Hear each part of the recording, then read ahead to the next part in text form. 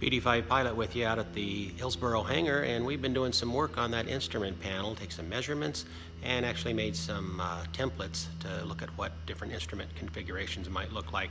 Let me show you what the aircraft looks like with the instrument panel removed. The glare shield and instrument panel is removed, and the static and pitot for the airspeed are showing through, and actually the return static line that goes underneath the aircraft is in place. You can see the bar that's meant to stiffen the fuselage in the forward, which might get modified to allow a little bit better knee access. And there's a plate that's already been built there for mounting some instruments. I need to see if the instruments are the correct size for using that or need to modify that particular measurement.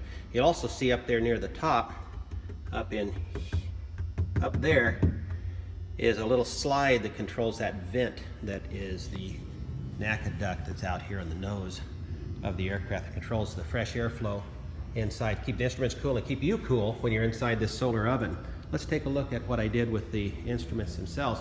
So the instrument panel is resting right here with the tachometer and the airspeed installed. And of course, one of my ideas was just to take and put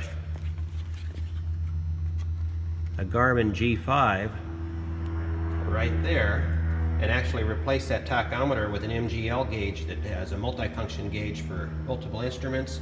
And that would leave actually that airspeed I could take and replace with a comm radio that they make that fits inside that hole, and put a transponder to that 3 1/4 or that 2 1/4 hole. One of the other possibilities though would be to put some other instruments into that panel,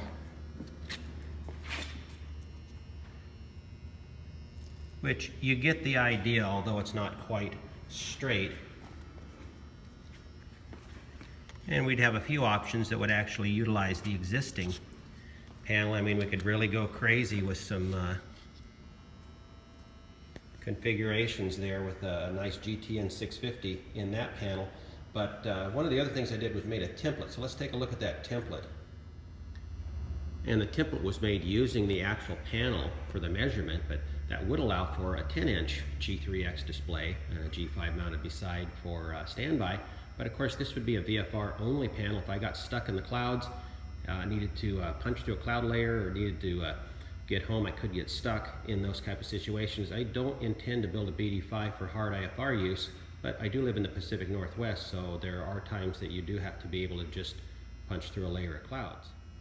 And so that 7-inch G3X would give some interesting possibilities. And of course, lots of panel space if you use that type of combination. One of the ones suggested to me was I'd still be able to, instead of using the built-in radio, the remote radio that will work with the G3X, going to an external IFR approved setup, and I'd actually be able to have autopilot controls on that panel, or even upgrade to the nicer autopilot controls that have the heading and altitude select right there on the panel. And of course, we can mix and match and do different combinations with these instruments. And so if I went with the vertical display on that 7-inch G3X, I could arrange it this way as well, which does lead to, I think, a little nicer display for this instrument. But many possibilities. I'll be talking with actually Wayne McGee with Garmin up here in the Northwest, and Dewey Conroy with Pacific Coast Avionics this evening, and we'll see what kind of ideas they come up with.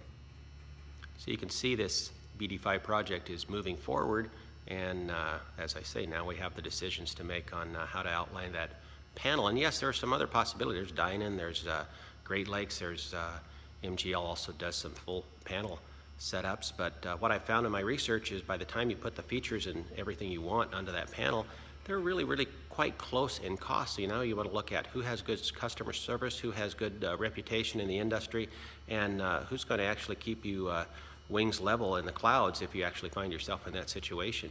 And I think Garmin is the one that's the winner in that decision.